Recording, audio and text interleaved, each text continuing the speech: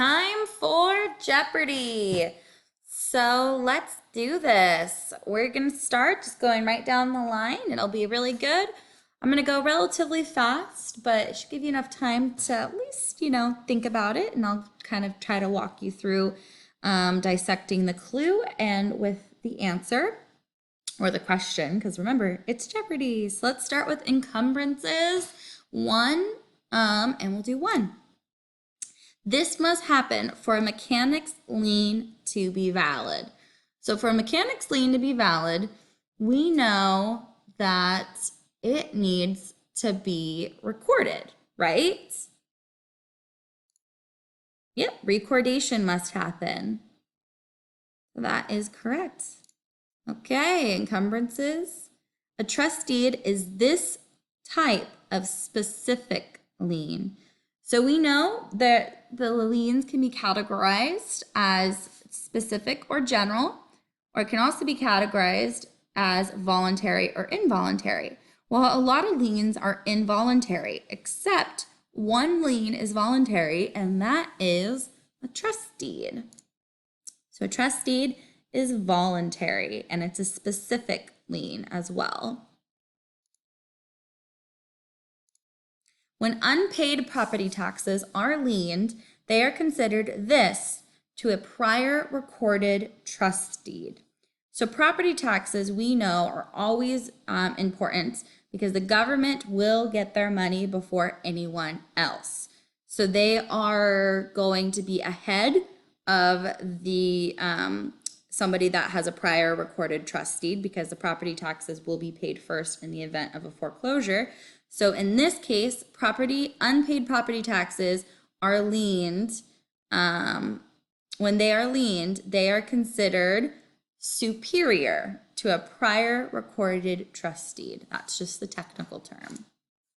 Superior.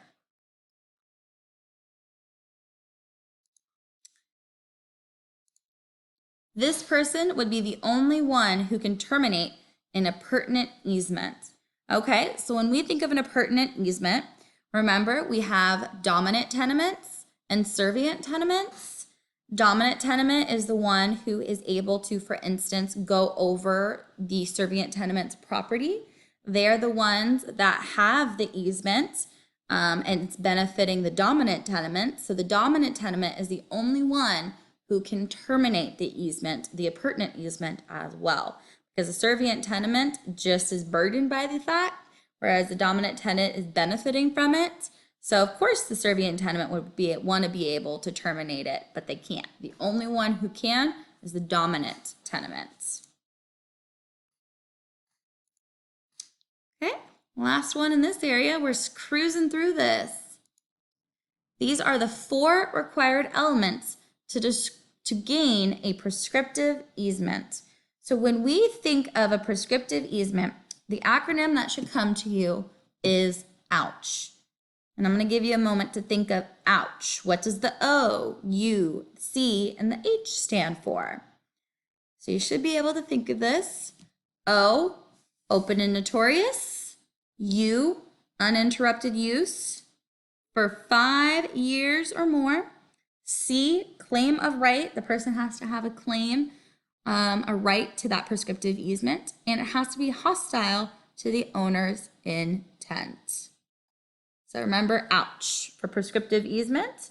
And then when we think of adverse possession, we still think of OUCH, but you also, if they pay taxes, they pay the taxes to it, well, then they gain title. Whereas with the prescriptive easement, you just gain use. Okay, encumbrances 2. Let's go through this. An easement in gross is considered this. Okay, so an easement in gross, what do we know about it?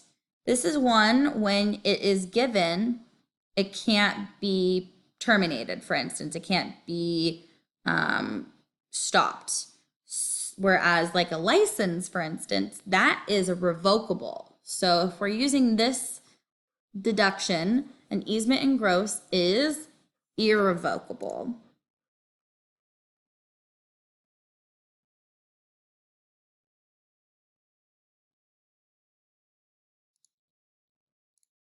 Regarding CC&Rs, this is the most stringent when breached. Okay, so let's do CC&Rs. Conditions, well, covenants, conditions, and restrictions. So let's see here. Covenant, that is just, kind of like a little bit of a fine for violating one of the covenants. Condition, that's something major, and you can result in a loss in title if a condition is breached.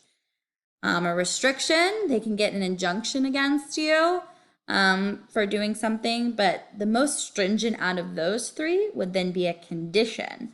So let's see here. Condition, perfect.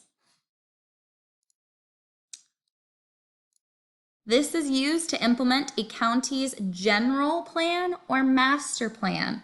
So whenever we think of general or master plan for these counties, what do they use to actually make this plan, put it into action? Well, they do zoning, right?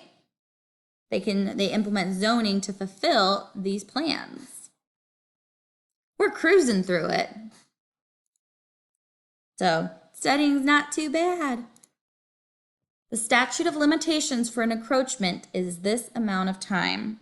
So for an encroachment, when we have to think of statute of limitations, we know quite a bit, but for an encroachment purposes, what is the statute of limitations? Well, you should be thinking 3 years. 3 years is the statute of limitations for an encroachment. First to record is first in right, except for these 3 exceptions. So remember, usually priority is given to those who record first, except for 3 exceptions. Well, let's think of them. We have taxes, for instance. That's always going to get paid first no matter what, no matter when it was recorded, if there were unpaid property taxes. What about a mechanic's lien? Those, take priority even if they were recorded at a later date. It goes back to when the work was started. And then also subordinated loans. So these 3 are the exceptions to the first to record is first in right. That's first to record is first in right. That is the rule, except for these 3 exceptions. Physical inspection. Studs are boards used to frame a wood frame house and are a maximum space of this on center. So we know studs, they're the boards used to frame the house on a wood frame house. And when you're spacing them apart, how far can they be apart? A maximum amount on center. Well, when you think of studs, you should think maximum space on center, 16 inches. 16 inches. This is the minimum height of a crawl space. Well, when you think of crawl space, minimum height, what should come to mind to you? How big? Should be 18 inches.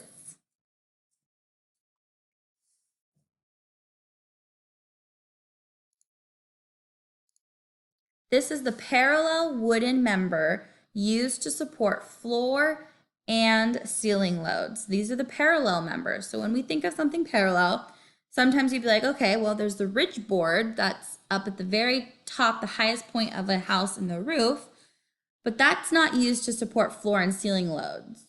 Which one comes to mind for that? Well, the wooden member, that would be joist. And so the joist can be in the floor and ceiling loads. They're the parallel members. So they can be down at the bottom or up at the top, or both. If an agent notices a crack in a wall and that the doors do not close properly, the agent should advise the seller to obtain this.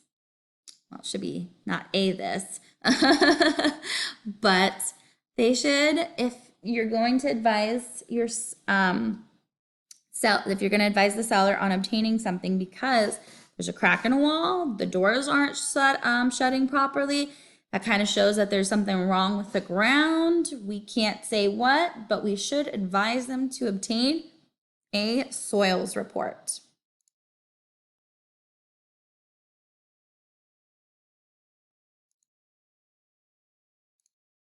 A board foot is equal to this many cubic inches.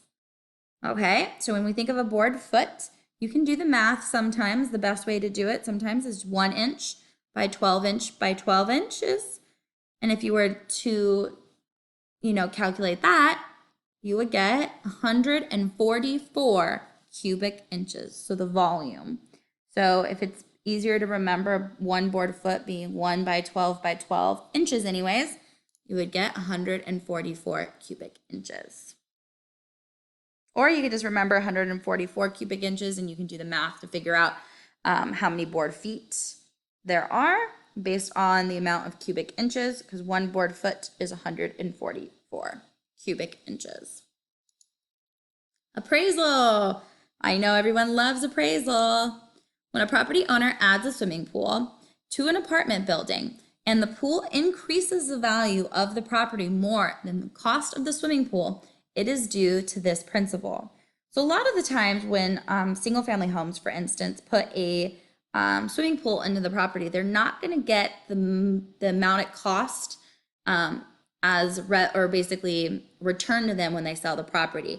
Usually they might only get 50% of the cost back due to the actual having a pool at the property. But if you're going to have an apartment building, for instance, and be able to increase the value of the property because you're going to be able to have increased rents, then you're going to have this due to a principle called contribution.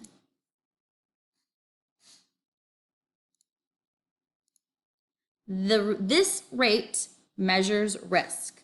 So when we're thinking of risk, a lot of the time we'll be thinking of the income approach.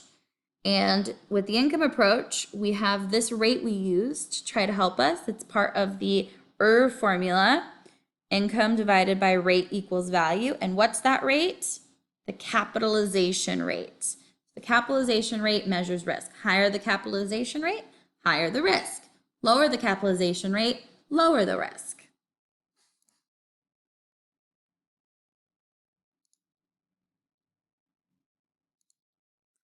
The act of placing two or more properties under one ownership with the resulting value of the combined parcel being greater than the total purchase price of the two parcels is called this. So the act, that's important, of placing two properties under one ownership, so basically combining two properties into just one, and it's going to produce greater value than those two individual properties by making it one property. What is this act called? That is called assemblage. Are we right? Yep, the principle of assemblage.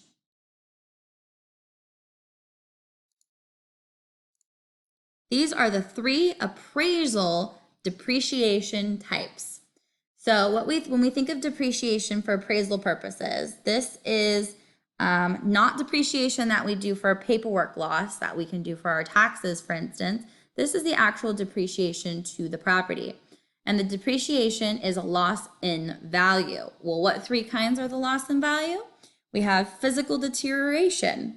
So actually wearing out of the property. We have functional obsolescence. So styling issues, for instance, within the property line, something within the property.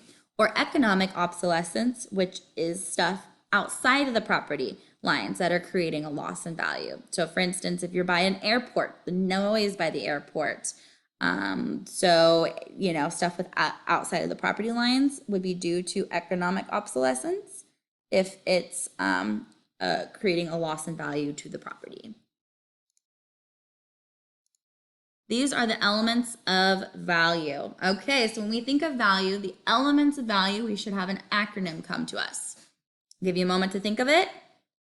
Hey, what do you do a lot during springtime? You clean. You're usually dusting, right? To keep the house or where you're at in clean, pristine condition to keep up the value of the property. Well, dust, what does that stand for? D-U-S-T. D, demand. U, utility.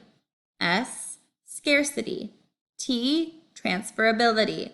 So these four elements are the elements of value: demand, utility, scarcity, and transferability. Let's continue with appraisal. This is the principle when homes are similar in size and construction materials.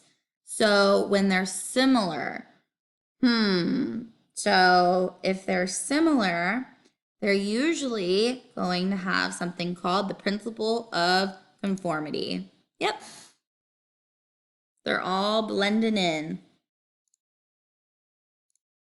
And any increase in property value that is not due to the owner's actions but occurs through market forces out of the owner's control is called this.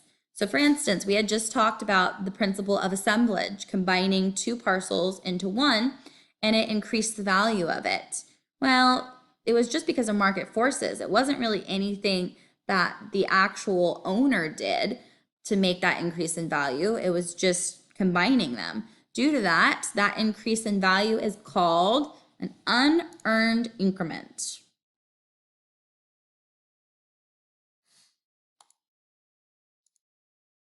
Appraisal approach most often used with single-family homes and unimproved land. Okay, so when we're usually using single-family homes and unimproved land, so vacant land, we are going to usually be using approach that is the easiest one for us to do. It's the most readily available. It's also the most hindered by rapidly changing economic conditions, and that would be the market data approach or the comparison approach. This is the one real estate agents use on a day-to-day basis because we have the ability to research comps. So this is a really important one, and it's most used with single-family homes and unimproved land. The cost approach adds the building cost with the land value to equal the property value. This is how the land is valued. So piggybacking onto that last question, unimproved land is valued usually using the market data approach, the comparison approach. Those are synonymous names. Well, in the cost approach, we add the building cost and the land value to get a total property value, and that is the value using the cost approach. But to value the land, we can't really use the cost approach for the land because there's really no cost for it. It's on the earth. It's just there. So what do we use? We use the market data approach to value the land, add it with the cost of the building, and we would get the overall property value, and that's the value using the cost approach. So the land is valued using the market data approach within the cost approach. Make sure to keep that straight. The cost approach adds the building cost with the land value to equal the property value. These are the two costs used to value the building, okay? So remember we had talked about the cost approach. We take the building cost and then we add it with the land value, get the land value by using the market data approach. Well, to get the building cost, we have two cost methods in a way that we can use to get that building cost. What are those? Well, the thing that should be coming to mind right now is the replacement and reproduction cost. Replacement and reproduction. Replacement, you're replacing for utility. Reproduction, you're reproducing like a replica, for instance. So those are really important to know. Financing, let's get to financing. I know the other favorite part of this. So this is the actual rate the borrower pays, the effective interest rate. Remember the rate in the note is the nominal rate, but when you add all of the other fees involved, the rate that the borrower is actually paying is the effective interest rate. Then this is the reserves for taxes and insurance collected from the borrower during loan payments each month.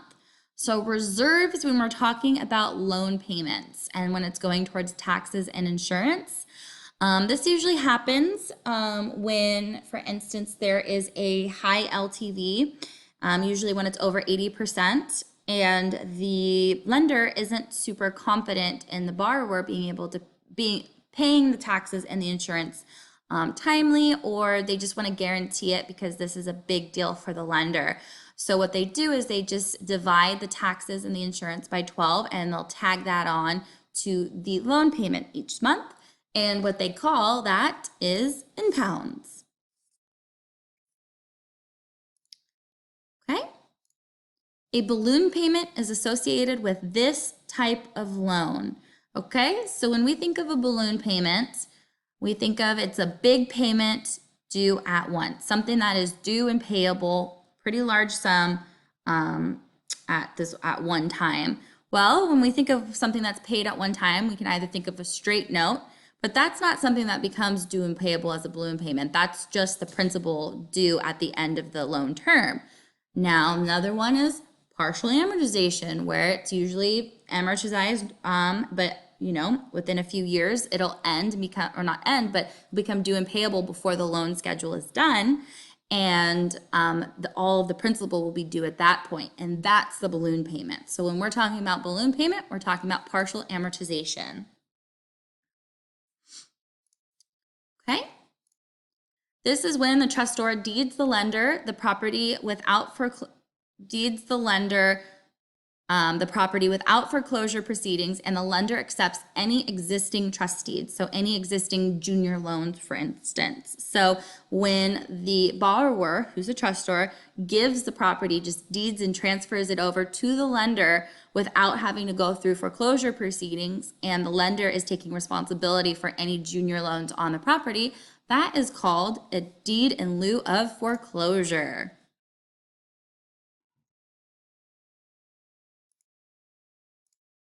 These two instruments provide evidence of the debt and collateralize the loan, respectively. So when we're thinking of California and financing, what do we usually use? Well, we have to have evidence of the debt, and to do so, we use an IOU, which is a promissory note. And then to make that promissory note actually have security, we'll collateralize it with a trust deed. So it is promissory note and deed of trust.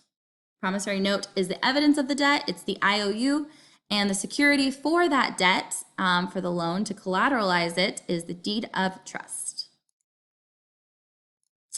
This party has power of sale in event of foreclosure when a deed of trust is used. So let's look at deed of trust parties. So the borrower, the person who's actually buying the property, they are the trustor. Do they have power of sale in the event of a foreclosure? No, because they wouldn't want to foreclose on themselves. So we know that's not the case. Beneficiary is the lender. The lender is going to want their money back right away. So of course they'd want to foreclose, but they don't have the power of sale in a foreclosure when a deed of trust is used. What about the trustee? Remember, this is a third party that holds bare naked legal title to the property, and they are given the power of sale in the event of a foreclosure. It's a third party to assist with this process, and so it's the trustee.